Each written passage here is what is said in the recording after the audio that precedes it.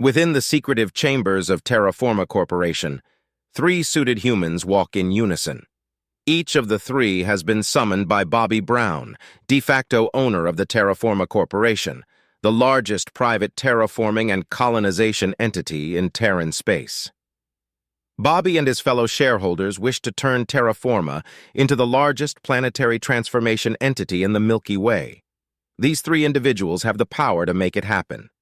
Emily Snow, CEO of Standard Energy, the largest energy conglomerate in the known galaxy.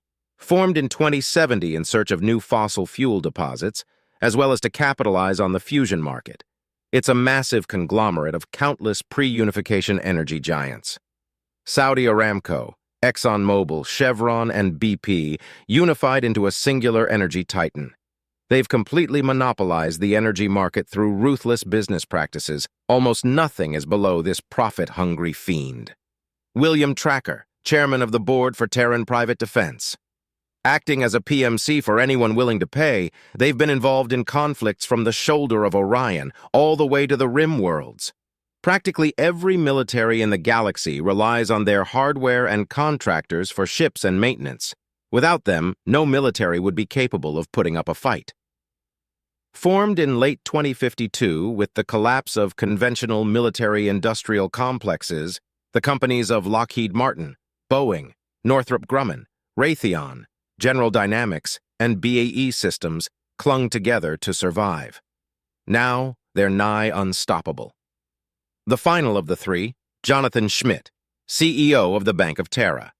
Formed in 2175 by both Human and Granler banks, it makes up over 75% of the private banking sector. The bank of choice for dictatorships, republics, and everyone in between, this bank had the power to swing money like a hammer, giving to those in need, making ungodly profits along the way. Escorted by a small army of security personnel, the three reached the end of the spacious hallway. They reached a large door labeled Bobby Brown, Majority Shareholder. One of the entourage of security opened the door, and the three filtered into the massive office of Bobby Brown. Massive windows filtered in the light of the Terran sunset, a crimson sun just beginning to dip below the horizon of the gargantuan cityscape of Greater Chicago, one of the 4 gargantuan swaths of ecumene within the old borders of the United States. Covering an area from Indianapolis to Minneapolis, the city knew no bounds. The view from the 5-mile-high Terraforma Tower was spectacular, but the three individuals weren't there for the view. "Welcome. It's great to see you all once again. I wish this meeting was a more casual occasion, but we have some very serious business to attend to." Bobby's booming voice reverberated throughout the room. "Please, have a seat and enjoy the champagne. There is much to discuss." The three sat down. None helped themselves to the champagne provided. Bobby didn't seem to mind and grabbed a full glass of champagne. He grabbed a remote and began projecting a scene of a planet labeled Dawn. As I'm sure many of you know, we've been involved in terraforming projects within the Tectal Republic for over 150 years. As I'm sure you also know, the Republic has recently taken an authoritarian communist turn. Several of our projects have been cut off from the sudden and violent regime change. His speech was interjected by William Tracker. "It's a very unfortunate situation, however. Our profit margins have only increased from this change in power. The new state is very security cautious after all. What's in it for me?"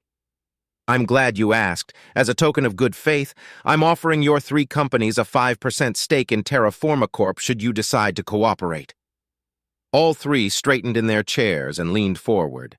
Bobby let a beaming smile creep across his face. "I knew that would get your attention." He continued to the next slide of his presentation. "The new Tectal state has multiple newly government-bought companies, each of which is a direct competitor to our efforts." Bobby paused to take a long drink of his champagne. "We have the power to completely shut down these companies through sheer economic force, demanding the sale of said companies in order to restart the flow of resources and cash into their new state." Bobby changed the slide once again. "The Tectal Energy Cooperative, the main lifeline of the Tectal state. If you, Emily Snow, begin selling your energy and materials for 50% less, it will completely tank their entire government supply of cash." Bobby downed his remaining champagne. They will then turn to you, Jonathan Schmidt, for loans and monetary assistance to stay afloat. Should you deny them, you will force them into action. William interjected once again, forcing them to declare war. This might just work. Exactly, Bobby replied. When they start moving their fleets, recall your maintenance technicians and stop sending new hardware. Their entire fleet of ships will be rendered inoperable within weeks. And when it's all said and done, asked Schmidt, what then? You swoop in and buy out all their banks, they'll be forced to sell of their assets in a desperate attempt to stay in power, said Bobby coolly. You'll grow your market to a populace of trillions. I'll do the same, Emily added. Their resource exports are massive. The potential profit from this venture, Bobby finished the sentence for her, are astronomical. He poured himself another glass of champagne. I'll have my terraforming ventures. You'll all have new, friendlier markets to operate in, lots of profit, and a 5% share in Terraforma.